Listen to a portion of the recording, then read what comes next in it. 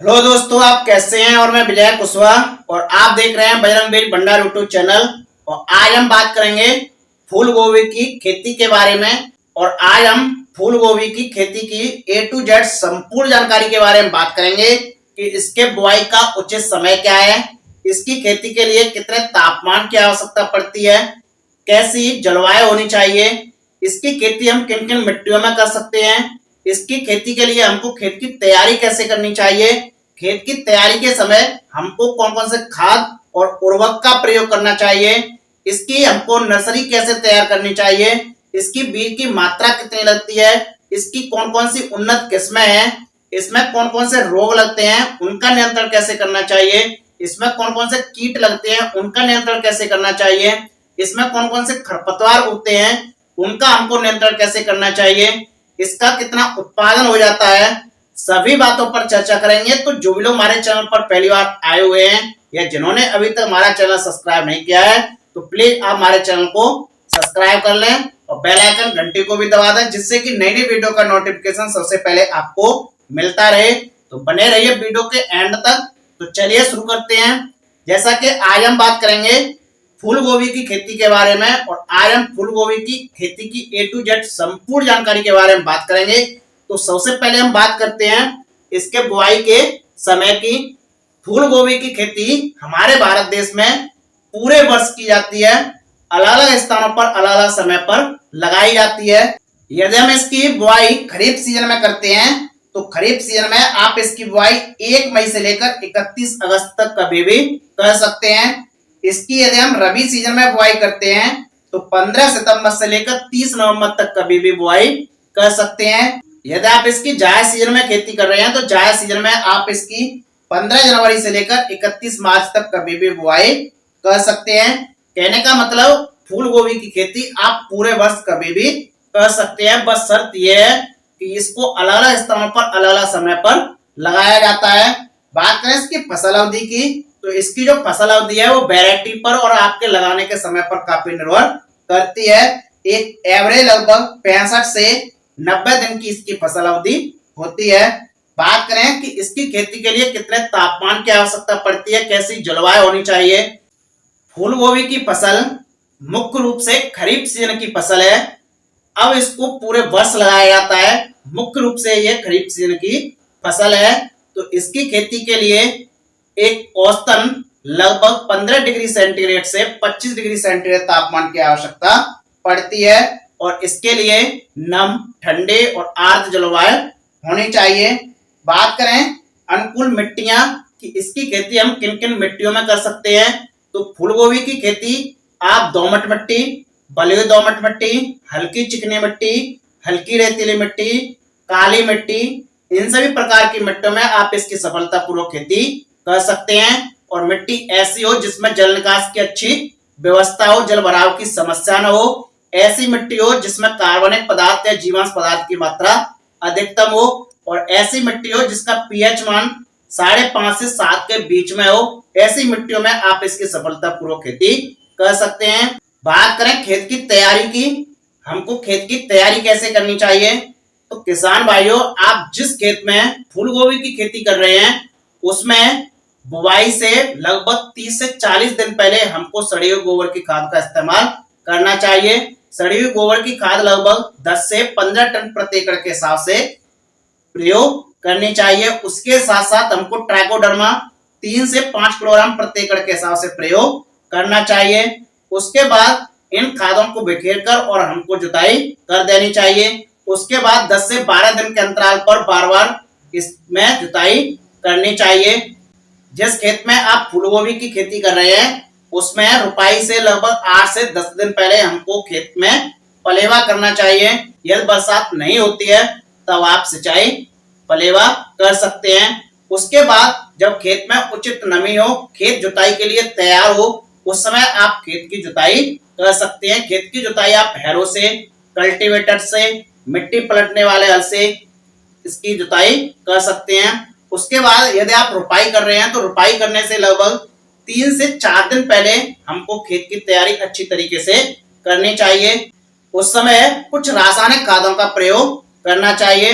रुपाई कर रहे हैं तो रुपाई करने से लगभग 3 से 4 दिन पहले कुछ रासायनिक खादों का प्रयोग करना चाहिए। रासायनिक खाद जैसे कि डीएपी 40 से 50 किलोग्राम प्रति एकड़ के हिसाब से, पोटास 40 किलोग्राम प्रति एकड़ के हिसाब से, एसएसपी 100 किलोग्राम प्रति एकड़ के हिसाब से, जिंक सल्फेट 5 किलोग्राम प्रति एकड़ के हिसाब से।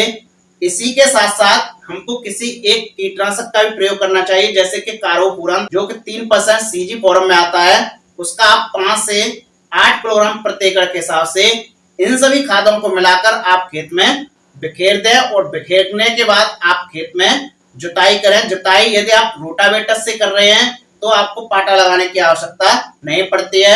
यदि आप कल्टीवेटर से इसकी जुताई करते हैं तो आपको अंतिम जुताई कल्टीवेटर से करने के बाद पाटा लगाकर खेत को समतल छोड़ना चाहिए। उसके बाद यदि आप बरसात सीजन में इसकी खेती कर रहे हैं तो आपको बेडों पर इसकी खेती करनी चाहिए। आप इस बात को कभी ना भूलें, आप बरसात सीजन में, खरीफ सीजन में इसकी खेती कर रहे हैं तो इसकी खेती बेड पर ही करनी चाहिए, क्योंकि बरसात के समय काफी डैम्पिंग ऑफ आर्द्र गलन का काफी डर रहता है और बरसात बार बार होती रहती है जिससे कि हमारी फसल पर काफी प्रतिकूल प्रभाव पड़ता है। तो बेड पर ही आपको इसकी खेती करनी चाहिए। इस तरीके से आपका खेत रुपाई के लिए तैयार हो जाता है। बात करें नर्सरी की कि हमको इसकी नर्सरी कैसे तैयार करनी चाहिए, तो इसकी जो नर्सरी है वो आपके मौसम पर काफी निर्भर करती है। आप यदि 1 एकड़ खेत में फूल गोभी की खेती कर रहे हैं तो उसके लिए 5 से 6 मीटर लंबे और लगभग 1.5 से 2 मीटर चौड़े लगभग 7 से 8 बेड बनाने चाहिए और उन बेडों पर आपको डीएपी का प्रयोग करना चाहिए, एक कीटनाशक कार्बोफ्यूरन का प्रयोग करना चाहिए और इनको मिलाकर आपको बेड तैयार करने चाहिए। और इन पर बेड तैयार करने के बाद आप इन पर बीज की बुआई कर सकते हैं। जब आप नर्सरी तैयार कर रहे हैं तो आपको कुछ बातों को ध्यान में रखना चाहिए। नर्सरी ऐसी जगह पर लगानी चाहिए जहां पर जल निकास का काफी अच्छा प्रबंध हो, जल भराव की समस्या न हो और ऊंचे स्थान पर नर्सरी का प्रबंधन करना चाहिए। कुछ किसान भाई इसकी प्रो ट्रे में भी इसकी पौध तैयार करते हैं। बात करें इसकी बीज दर की तो इसकी 1 एकड़ खेत की रुपाई के लिए 150 ग्राम से लेकर 500 ग्राम बीज की आवश्यकता पड़ती है। इसकी जो बीज दर है वो मौसम पर, आपके लगाने के समय पर और वैरायटी पर काफी निर्भर करती है। बात करें बीज उपचार की, यदि आप फूल गोभी की वैज्ञानिक तरीके से खेती कर रहे हैं तो आपको मार्केट से ही इनके बीजों को लेकर आना चाहिए जो कि पहले से ही ऑलरेडी उपचारित होते हैं, आपको उपचार करने की आवश्यकता नहीं पड़ती है।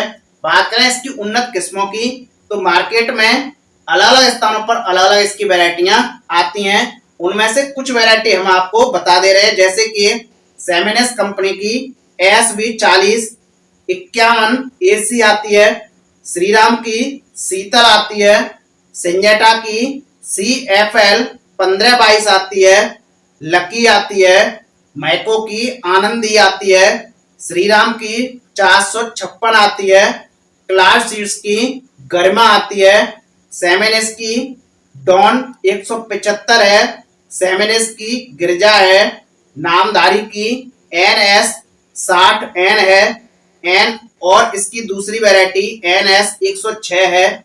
डॉक्टर सीड्स की कविता, कंचन, समर वाइट, इनके अलावा अर्ली क्वारी, कत्की, ये कई वैरायटियां देखने को मिलती हैं। आप फूल गोभी की खेती कर रहे हैं, आप कौन सी वैरायटी लगा रहे हैं आप कमेंट करके हमको बता सकते हैं। इनके अलावा एक्शन हाइब्रिड की दामनी के नाम से भी एक वैरायटी आती है, वो भी काफी अच्छी वैरायटी है। बात करें बुआई के तरीके की तो फूल गोभी की पहले हम नर्सरी तैयार करते हैं और नर्सरी तैयार करने के बाद हम इसकी खेत में रुपाई करते हैं। जब हम इसकी रुपाई करते हैं तो लाइन से लाइन की दूरी लगभग 25 से 30 सेंटीमीटर होनी चाहिए और पौधे से पौधे की दूरी लगभग 20 से 25 सेंटीमीटर होनी चाहिए। बात करें खाद और उर्वरक की तो जिस समय हम खेत तैयार करते हैं उस समय जो भी खाद लगते हैं वो हमने आपको वीडियो में बता दिया है। रुपाई करने के बाद हमको कौन कौन सी खादों का प्रयोग करना चाहिए उस पर हम एक नजर डाल लेते हैं। जैसे कि आपने रुपाई की, रुपाई करने के बाद लगभग 10 से 15 दिन बाद यूरिया का इस्तेमाल करना चाहिए। यूरिया लगभग 30 से 40 किलोग्राम प्रति एकड़ के हिसाब से, इसी के साथ साथ लगभग 2 किलोग्राम प्रति एकड़ के हिसाब से ह्यूमिक एसिड किसी अच्छी कंपनी का लेकर खेत में बिखेर कर और सिंचाई कर देनी चाहिए। उसके बाद लगभग रुपाई के 30 से 35 दिन बाद एक बार फिर यूरिया का प्रयोग करना चाहिए। यूरिया 45 किलोग्राम प्रति एकड़ के हिसाब से, उसी के साथ साथ बोरॉन 2 किलोग्राम और एनपीके जो कि 19-19 या 20-20 आती है, उसका आप 2 से 4 किलोग्राम प्रति एकड़ के हिसाब से सिंचाई के साथ प्रयोग कर सकते हैं। यदि आप स्प्रे कर रहे हैं तो स्प्रे में आप बोरॉन 300 ग्राम प्रति एकड़ के हिसाब से और एनपीके 19-19-19 या 20-20-20 इनका आप लगभग 500 ग्राम से लेकर 800 ग्राम प्रति एकड़ के हिसाब से छिड़काव कर सकते हैं। उसके बाद रुपाई करने के लगभग 45 से 50 दिन बाद यदि आप सिंचाई कर रहे हैं तो सिंचाई करते समय यूरिया 45 किलोग्राम प्रति एकड़ के हिसाब से, उसी के साथ साथ बोरॉन 2 किलोग्राम प्रति एकड़ के हिसाब से और एनपीके जो कि 20-20-20 आती है, उसका आप 3 से 4 किलोग्राम प्रति एकड़ के हिसाब से सिंचाई के साथ प्रयोग कर सकते हैं। यदि आप स्प्रे कर रहे हैं, स्प्रे में आप बोरॉन 300 ग्राम प्रति एकड़ के हिसाब से, एनपीके 20-20-20 आती है, उसका 500 से 800 ग्राम प्रति एकड़ के हिसाब से प्रयोग कर सकते हैं। और आपको ये ध्यान रखना है प्रति सिंचाई पर आपको यूरिया का इस्तेमाल करना चाहिए। यूरिया के इस्तेमाल करने से फूल गोभी की खेती काफी अच्छी रहती है और काफी अच्छा उत्पादन देखने को मिलता है।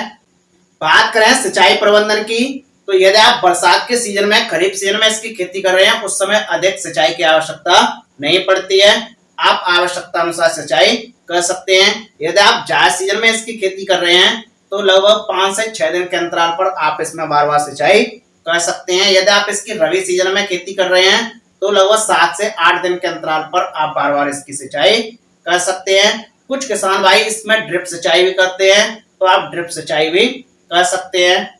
जब आपकी फसल में फूल बनना स्टार्ट होता है उस समय आपको खेत में नमी अवश्य बनाए रखना चाहिए और आपको हर समय खेत में नमी बनाए रखना चाहिए। यदि आप खेत में नमी नहीं रखते हैं तो आपकी जो फूल गोभी का जो फूल है वो काफी बेकार हो जाता है, उसकी क्वालिटी बेकार हो जाती है, उसमें चमक नहीं रहती है, वजन नहीं रहता है, तो काफी हमको नुकसान देखने को मिल सकता है। तो आपको ये ध्यान रखना है जब आपकी फूल गोभी की फसल में फूल बनना स्टार्ट हो जाए उसके बाद आपको नमी को बरकरार रखना चाहिए, जिससे कि आपकी जो फूल गोभी का फूल है उसमें चमक भी रहेगी, वजन भी बढ़ेगा और उसकी क्वालिटी भी काफी अच्छी रहेगी और मंडियों में यदि उसके फूल को ले जाएंगे तो वो महंगा भी बिकेगा। तो आपको ये ध्यान रखना है।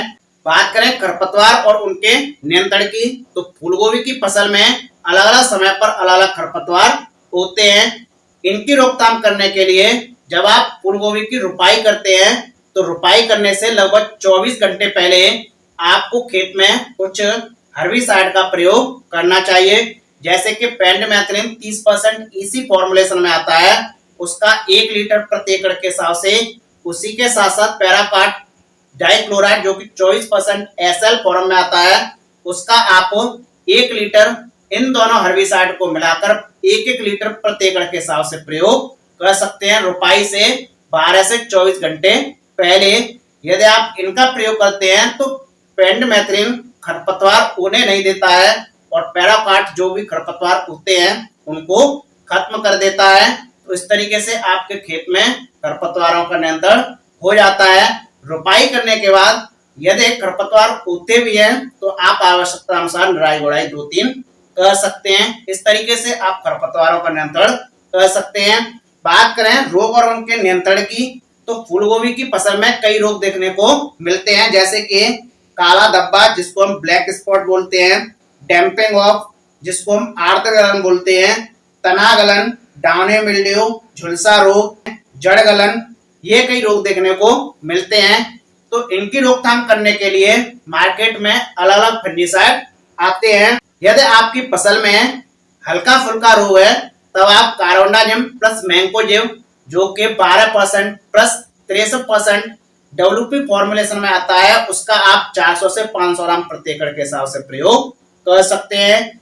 यदि आपकी फसल में मीडियम रोग है तब आप एजॉक्सिस्ट्रोबिन 23% ऐसी फॉर्मुलेशन में आता है, उसका आप 150 से 200 ml प्रति एकड़ के हिसाब से छिड़काव कर सकते हैं। यदि आपकी फसल में अधिक रोग है, जैसे कि जड़ गलन है, डैम्पिंग ऑफ है, ये रोग है और रोग कंट्रोल नहीं हो रहा है, तो आप एक टेक्निकल आता है जो कि एजॉक्सिस्ट्रोबिन 11% प्लस टेबुकोनाजोल 18.3% ऐसी फॉर्मुलेशन में आता है। इसका आप 200 ml से लेकर 250 ml प्रति एकड़ के हिसाब से प्रयोग कर सकते हैं। आपकी फसल में सभी रोगों का कंट्रोल हो जाता है। कोई भी रोग हो, ब्लैक स्पॉट हो, चाहे आर्द्र गलन हो, चाहे जड़ गलन हो, कोई भी रोग हो, सभी रोगों का कंट्रोल हो जाता है। इनके अलावा मार्केट में और भी फंजीसाइड आते हैं, जैसे captan 70% plus hexaconazole 5% WP formulation में आता है। इसका भी आप 400 से 500 ग्राम प्रति एकड़ के हिसाब से प्रयोग कर सकते हैं। जब आपकी फसल पर हल्का फुल्का रोग है या रोग नहीं है, उस समय आप इस फंजीसाइड का प्रयोग कर सकते हैं। बात करें कीट और उनके नियंत्रण की, फूल गोभी की फसल में कई कीट देखने को मिलते हैं, जैसे कि निमेटोड है, दीमक है, व्हाइट ग्रब है, माहू जिसको हम एपिड्स बोलते हैं, सेमी लूपर्स, डायमंड बैकमॉथ जिसको हम हीरक पतंगा कीट बोलते हैं, टोबैको कैटरपिलर जिसको हम तंबाकू की इल्ली बोलते हैं, चैपा, थ्रिप्स, मकड़ी, ये कई कीट देखने को मिलते हैं। तो इनकी रोकथाम करने के लिए कई कीटनाशक मार्केट में आते हैं, जैसे कि यदि आपकी फसल में थ्रिप्स, जैसिड्स, एफिड्स ये कीट हैं, डायमंड बैकमॉथ है, तो इनकी रोकथाम करने के लिए बाइफेंथ्रिन 10% इसी फॉर्मुलेशन में आता है। उसका आप 200 ml से लेकर 250 ml प्रति एकड़ के हिसाब से छिड़काव कर सकते हैं। या फिर फिप्रोनिल 5% ऐसी फॉर्मुलेशन में आता है, उसका आप 200 ml से लेकर 250 ml प्रति एकड़ के हिसाब से छिड़काव कर सकते हैं।